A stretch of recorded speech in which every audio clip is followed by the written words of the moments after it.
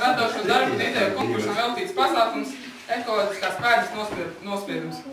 Izpētes mērķis ir iepazīstināt skolēnus un vecākus ar ekoloģiskās pēdas nospieduma būtību un noskaidrot vidusskolas skolēnu ekoloģisko pēdu un tās samazināšanas iespēju. Auditorija 6. līdz 12. klases skolēni, skolotāji un vecāki. Izpētes laiks ir 40 minūtes. Ja mēs izmantojam papīru, apkuri, elektrību, ūdeni, transporta līdzekļus, un tagad katram no jums ir jānovērtē, cik taupīgi jūs to tērējat. Es jums izdalīšu lapiņas, un jums jāiet pie katra klāt, un jums ir jānovērtē.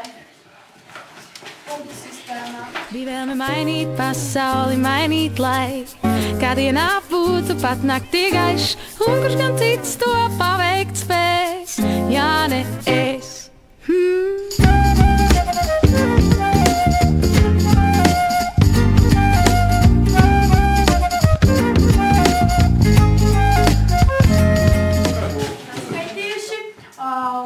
Uzzināsim, kāds ir rezultāts to, kuram no jums bija 100 un mazāk punkti.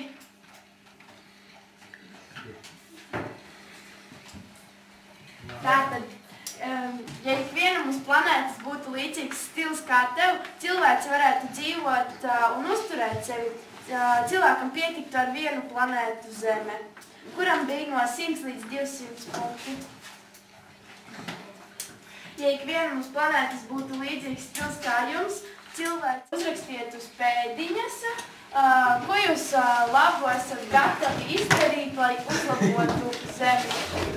Kā jokus tur, kur priekšā mūs, man nācās savu sirdi plēst, jo cerēju, ka sadzirdēt. Vai jūs esat jau pabeiguši? Jā. Tad aicinu jūs pielīmēt savas pēdiņas uz lapām.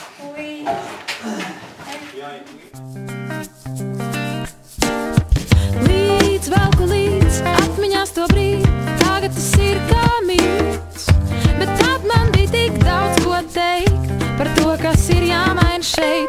Gāju tāda ar lozungiem es, ar mērķi acīs mēs.